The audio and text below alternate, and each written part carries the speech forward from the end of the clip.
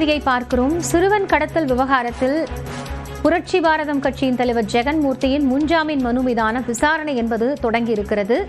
காதல் விவகாரத்தில் சிறுவன் கடத்தப்பட்ட வழக்கில் தலைமறைவாக இருந்த நிலையில் ஜெகன்மூர்த்தி நீதிமன்றத்தில் ஆஜராகியிருக்கிறார். இது குறித்த கூடுதல் தகவல்களோடு செய்தியாளர் கோகுல் இணைந்திருக்கிறார். அவரிடம் பேசலாம். கோகுல், இப்போ விசாரணை தொடங்கி இருக்கிறது, ஏடிஜிபியும் ஆஜராகி இருக்கிறார். அடுத்த கட்ட நகர்வு என்ன? சிறுவன் கடத்தல் வழக்கில் தற்பொழுது ஜெகன்மூர்த்தி தாக்கல் செய்த முன்ஜாமீன் மனுவுடைய விசாரணையானது நீதிமன்றத்தில் தொடங்கி இருக்கிறது. நீதிபதி வேல்முருகன் முன்னிலையில் இந்த வழக்கு விசாரணையானது நடைபெறுகிறது. குறிப்பாக நீதிமன்றத்தில் தேவையில்லாத நபர்களை அறையை விட்டு வெளியேற வேண்டும் என்ற நீதிபதி உத்தரவிட்டார். நீதிமன்றம் ஒன்றும் சினிமா படப்பிடிப்பு இங்கு நடத்தப்படவில்லை என்று கடுமையான கண்டிப்போடு அவர்களை வெளியேற்றிருக்கார். இந்த வழக்கு விசாரணைக்காக சட்டமன்ற உறுப்பினர் பூவை ஜெகன்மூர்த்தி ஆஜராயிருக்கார். அவர் தரப்பில் வாதங்களை முன்வைக்கும் போது இந்த வழக்கில் ஏற்கனவே கைதான விருப்ப ஓய்வு பெற்ற உதவி ஆய்வாளர் மகேஸ்வரிக்கும் ஜெகன்மூர்த்திக்கும் இதில் நேரடியாக சந்திக்கவில்லை, அவர்கள் சந்தித்தது வேற விவகாரம் தொடர்பாக என்ற வாதத்தை முன்வைத்திருக்கிறார்கள். இந்த வழக்கில் மகேஸ்வரிக்கு ஜெகன்மூர்த்தி எந்த வகையிலும் உதவவில்லை என்ற ஒரு வாதத்தை அவர் தரப்பு வழக்கறிஞர் பிரபாகரன் முன்வைத்திருக்கார். ஏடிஜிபிக்கு கூட இந்த விவகாரத்தில் ஜெகன்மூர்த்தி உதவி செய்யவில்லை என்றும், ஏராளமான அதிகாரிகள் பலர் ஜெகனை தினமும் சந்திக்கின்றனர் என்றும், அதற்காக இந்த குற்றத்தில் அவரை தொடர்புபடுத்த முடியாது என்ற வாதத்தையும் முன்வைத்திருக்கிறார்கள்.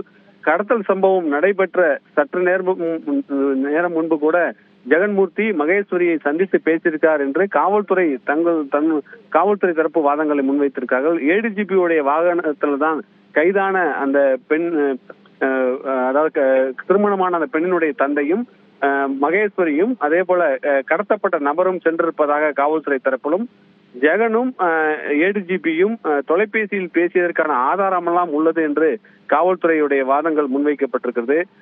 மகேஸ்வரி தன்னுடைய வாக்குமூலத்தில் ஏடிஜிபி மூலமாக ஜெகன்மூர்த்தி சந்தித்ததாக கூறியிருப்பதாகவும் காவல்துறை தரப்புல நீதிமன்றத்தில் தெரிவித்திருக்கார்கள். இரவு 11 மணிக்கு மேல் மகேஸ்வரி ஜெகன்மூர்த்தி சந்தித்தது ஏன் என்ற ஒரு கேள்வியையும் காவல்துறை இந்த வாதத்தில் முன்வைத்திருக்கார்கள்.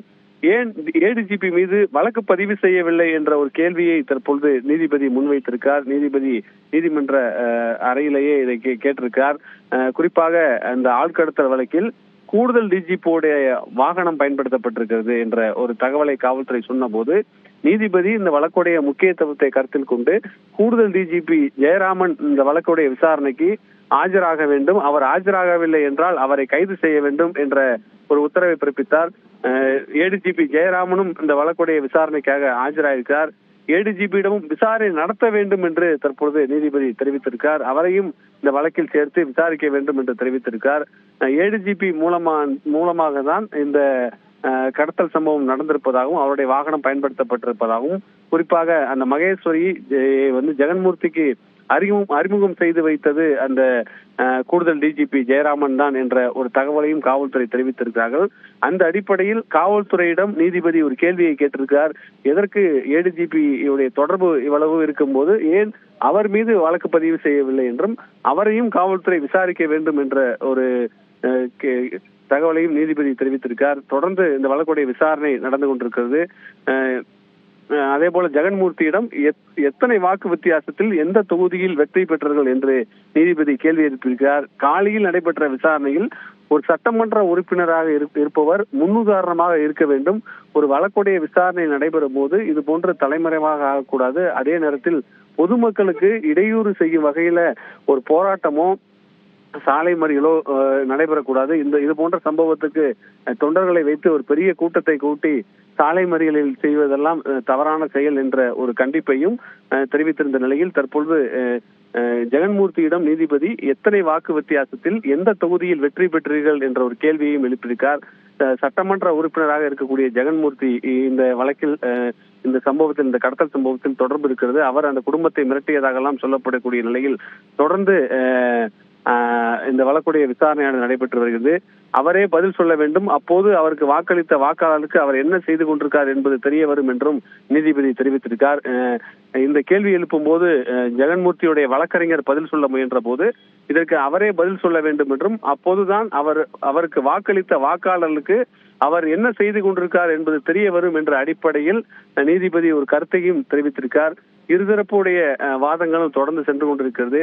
கட்ட பஞ்சாயத்து செய்ய தான் உங்களுக்கு ஓட்டு போட்டார்களா என்ற நீதிபதி ஒரு கடுமையான கேள்வியை சட்டமன்ற உறுப்பினர் ஜெகன்மூர்த்தியிடம் கேட்டிருக்கார். கட்ட பஞ்சாயத்து செய்ய தான் உங்களுக்கு ஓட்டு போட்டார்களா என்ற கேள்வியை நீதிபதி ஜெகன்மூர்த்தியிடம் கேட்டிருக்கார். இந்த வழக்குடைய முன்ஜாமீன் மனு மீதான இந்த விசாரணையில் நீதிபதி தொடர் கேள்விகளை, கடுமையான கேள்விகளை கேட்டு வருகிறார். காலையிலேயே ஒரு சட்டமன்ற உறுப்பினர் முன்னுதாரணமாக இருக்க வேண்டும் என்ற அடிப்படையில் கருத்து தெரிவித்த நீதிபதி தற்பொழுது கட்ட பஞ்சாயத்து செய்யதான் உங்களுக்கு ஓட்டு போட்டார்களா என்ற ஒரு கேள்வியையும் ஜெகன்மூர்த்தியிடம் கேட்டிருக்கார்.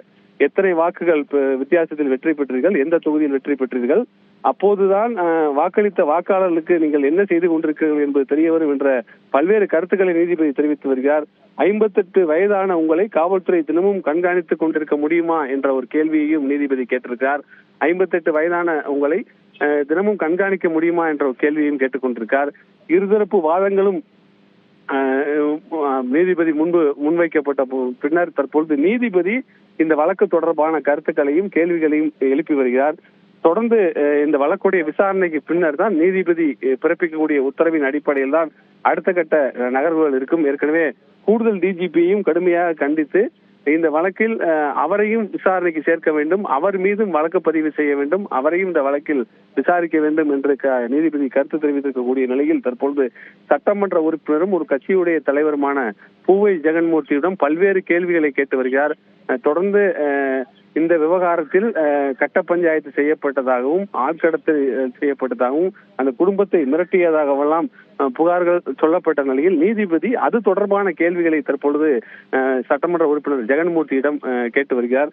தொடர்ந்து இந்த முக்கியமான வழக்கில் எந்த மாதிரியான உத்தரவை பிறப்பிக்கப் போகிறார், குறிப்பாக முன்ஜாமீன் வழங்குவாரா, ஏதாவது நிபந்தனையோடு ஜாமீன் வழங்குவாரா அல்லது அடுத்த கட்டமாக காவல்துறை நடவடிக்கைக்கு உத்தரவிடுவாரா என்ற எதிர்பார்ப்போடு இந்த வழக்குடைய வாதங்கள் தொடர்ந்து வருகிறது. காயத்ரி, கோகுல், இப்போ இந்த விவகாரத்தை பொறுத்த மட்டும் ஏடிஜிபி மீதும் ஆதாரங்கள் இருக்கு அப்படிங்கறத காவல்துறை சொல்லியிருக்கிறாங்க. ஏன் அவர் மீது வழக்கு பதியல அப்படிங்கிற ஒரு கேள்வியை நீதிமன்றம் முன்வைத்திருக்கிறது. அடிப்படையில இப்போ ஏடிஜிபிக்கும் இந்த வழக்குக்கும் இருக்கக்கூடிய தொடர்பு காவல்துறை எப்படி பார்க்கிறது, எப்படி கையாண்டு இருக்கு? நிச்சயமாக இந்த வழக்கில் பூவை ஜெகன்மூர்த்தி மற்றும் கூடுதல் டிஜிபி ஜெயராமனும் தொலைபேசியில் பேசிய ஆதாரங்கள் இருப்பதாக காவல்துறை தெரிவித்திருக்கிறார்கள். அவருடைய வாகனங்கள் பயன்படுத்தப்பட்டிருப்பதாக சிசிடிவி காட்சிகள் மூலம் அதை உறுதி செய்திருக்கிறார்கள். அவருடைய வாகனத்திலேயே கடத்தல் சம்பவம் நடந்திருப்பது குறித்தெல்லாம் அவர்கள் நீதிபதி முன்பு தெரிவித்திருக்கிறார்கள். இவ்வளவு ஆதாரங்கள் இருக்கும்போது, இவ்வளவு தகவல்கள் இருக்கும்போது ஏன் அவரை இந்த வழக்கில் சேர்க்கவில்லை, அவரை ஏன் விசாரிக்கவில்லை, அவர் மீது ஏன் வழக்கு பதிவு செய்யவில்லை என்ற கேள்வியையும் நீதிபதி எழுப்பியிருக்கிறார். தொடர்ந்து அவர் இந்த முக்கியத்துவம் வாய்ந்த வழக்கில் தற்போது கூடுதல் டிஜிபியாக, ஆயுதப்படை டிஜிபியாக டிஜிபி அலுவலகத்திலேயே இருக்கக்கூடிய ஒரு உயர் அதிகாரி இருக்கக்கூடிய தொடர்பு குறித்து அவரை நேரில் ஆஜராக வேண்டும் என்ற ஒரு முக்கியத்துவம் வாய்ந்த வழக்கில் இது போன்ற ஒரு முக்கியத்துவம் வாய்ந்த வழக்கில் ஒரு உத்தரவை பிறப்பித்திருக்கார். தொடர்ந்து இந்த வழக்குடைய விசாரணையானது சென்று கொண்டிருக்கிறது. உங்க கட்சி சம்பந்தப்பட்ட விவகாரம் இல்லாத போது எதற்கு கட்சி உறுப்பினர்கள் இவ்வளவு பேர் ஏன் கூடினார்கள் என்று நீதிபதி ஒரு கேள்வியையும் எழுப்பியிருக்கிறார். தவறு செய்யவில்லை என்றால் எதற்காக 2000 பேரை சேர்த்து காவல்துறை விசாரணையை தடுத்தீர்கள் என்ற ஒரு கேள்வியையும் ஜெகன்மூர்த்தியிடம் நீதிபதி கேட்டிருக்கார். தனிப்பட்ட வாழ்க்கையை நீங்கள் தனியாக தான் சந்திக்க வேண்டும், கூட்டத்தை கூட்டக்கூடாது, நீதிமன்றம் இதை பார்த்து வேடிக்கை பார்க்காது என்ற ஒரு கேள்வியையும் ஜெகன்மூர்த்தியிடம் நீதிபதி கேட்டு வருகிறார். தொடர்ந்து அடுத்தடுத்த கேள்விகளை கேட்டு வரக்கூடிய நிலையில் என்ன மாதிரியான உத்தரவை பிறப்பிக்க போகிறார், குறிப்பாக கூடுதல் டிஜிபி ஜெயராமன் எப்படி இந்த வழக்கில் சம்பந்தப்பட்டார், ஏற்கனவே விருப்ப ஓய்வு பெற்ற அந்த காவல் உதவி ஆய்வாளர் மகேஸ்வரி எப்படி கூடுதல் டிஜிபிக்கும் உள்ள தொடர்பு என்ன, ஜெகன்மூர்த்திக்கும் கூடுதல் டிஜிபிக்கும் உள்ள தொடர்பு என்ன என்ற தொடர் விசாரணையை தீவிரமாக நடத்த வேண்டும் என்று நீதிபதி கருத்து தெரிவித்திருக்கக்கூடிய நிலையில் ஜெகன்மூர்த்தியிடம் பல்வேறு கேள்விகளை நீதிபதி கேட்டு வருகிறார்.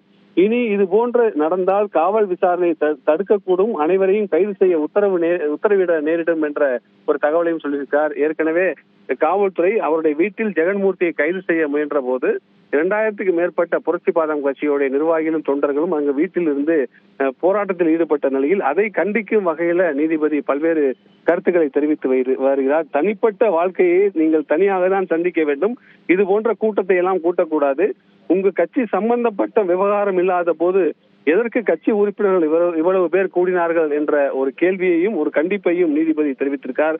தவறு செய்யவில்லை என்றால் எதற்காக 2000 பேரை சேர்த்து காவல்துறை விசாரணையை தடுத்தீர்கள் என்ற ஒரு கேள்வியையும் கேட்டிருக்கார். தொடர்ந்து இது போன்ற சம்பவங்கள் தொடர்கதையாக நடந்தால் கைது நடவடிக்கைக்கு உத்தரவிடக்கூடும் என்ற ஒரு கருத்தையும் நீதிபதி தெரிவித்து வருகிறார். தொடர்ந்து கட்ட பஞ்சாயத்து செய்யதான் உங்களுக்கு ஓட்டு போட்டார்களா உள்ளிட்ட சட்டமன்ற உறுப்பினராக இருக்கக்கூடிய ஜெகன்மூர்த்தியிடம் பல்வேறு கேள்விகளை அவர் சட்டமன்ற உறுப்பினர் என்ற அடிப்படையில் கூட நீதிபதி கேட்டு வருகிறார். வழக்குடைய விசாரணை தொடர்ந்து நடைபெற்று வருகிறது. கட்சி தலைவரான நீங்களே காவல் விசாரணையை தடுப்பீர்களா என்ற ஒரு கேள்வியையும் கேட்டிருக்கிறார். புரட்சி பாரதம் என்ற கட்சியை தொடர்ந்து பல ஆண்டுகளாக நடத்தி வரக்கூடிய ஜெகன்மூர்த்தி கேவி குப்பம் சட்டமன்ற தொகுதியுடைய சட்டமன்ற உறுப்பினராக செயல்பட்டு வரக்கூடிய நிலையில் காவல்துறையுடைய விசாரணையை கட்சி தலைவராக இருக்கக்கூடிய நீங்களே தடுப்பீர்களா என்ற ஒரு கேள்வியும் மற்றவர்களுக்கு நீங்கள் தான் ஒரு ரோல் மாடலாக இருக்க வேண்டும் என்ற ஒரு கருத்தையும் நீதிபதி தெரிவித்திருக்கார். தொடர்ந்து அவர் சட்டமன்ற உறுப்பினர், ஒரு கட்சியுடைய தலைவர் என்ற அடிப்படையில் பல்வேறு கருத்துக்களையும் கேள்விகளையும் நீதிபதி இந்த வழக்கு விசாரணையின் போது எழுப்பி வருகிறார். இருதரப்பு வாதங்களும் தொடர்ந்து முன்வைக்கப்பட்ட நிலையில் இந்த வழக்கில் இன்னும் சற்று நேரத்தில் நீதிபதி உத்தரவு பிறப்பிக்கக்கூடிய நிலையில் பல்வேறு கேள்விகளை கேட்டு வருகிறார். தொடர்ந்து அடுத்த கட்டமாக கூடுதல் டிஜிபி ஜெயராமன் தரப்பிலையும் இந்த வழக்கு தொடர்பான அவரும் நேரில் ஆஜராகியிருப்பதால் அவர் தரப்பிலையும் வாதங்கள் முன்வைக்கப்பட இருக்கிறது. அவரை விசாரிக்க வேண்டும் என்று நீதிபதி உத்தரவு பிறப்பித்திருக்கார். ஒரு அரசு வாகனத்தை கூடுதல் டிஜிபியாக காவல்துறையில் உயர் அதிகாரியாக இருக்கக்கூடிய அவருடைய வாகனத்தை இந்த சம்பவத்துக்கு பயன்படுத்துவதற்கு என்ன காரணம், அது தொடர்பாக ஏன் வழக்கு பதிவு செய்யவில்லை என்ற கேள்வியும் நீதிபதி எழுப்பிய நிலையில் 2 பேரும் ஒரு முக்கியத்துவம் வாய்ந்த ஒரு சட்டமன்ற உறுப்பினரும் ஒரு கூடுதல் டிஜிபியும் தொடர்புடைய இந்த முக்கியத்துவம் வாய்ந்த வழக்கில் என்ன மாதிரியான தீர்ப்பை உத்தரவை நீதிபதி பிறப்பிக்கப் போகிறார் என்ற எதிர்பார்ப்போடு நீதிமன்ற வளாகத்தில் பல வழக்கறிஞர்கள் காத்திருக்கிறார்கள். மக்கள் பிரச்சனையை சட்ட ரீதியாகவோ சட்டமன்றம் மூலமாகவோ நீங்கள் தீர்க்க வேண்டும், கட்ட பஞ்சாயத்து மூலமாக அல்ல என்ற ஒரு கருத்தை நீதிபதி தெரிவித்திருக்கிறார். மக்கள் பிரச்சனையை சட்ட ரீதியாகவோ சட்டமன்றம் மூலமாகவோ தான் நீங்கள் தீர்க்க வேண்டும் என்றும் கட்ட பஞ்சாயத்து மூலமாக அல்ல என்ற ஒரு தகவலையும் தெரிவித்திருக்கார். ஏற்கனவே காவல்துறை தரப்பில் ஜெகன்மூர்த்தியை அந்த உதவி ஆய்வாளர், விருப்ப ஓய்வு பெற்ற உதவி ஆய்வாளர் மகேஸ்வரி தொடர்பு கொண்டு பேசியதாகவும் கோகுல், நீங்க அங்க இருக்கக்கூடிய விசாரணை விவரங்களினுடைய தகவல்களை திரட்டிக் கொண்டே இருங்கள். நம்மோடு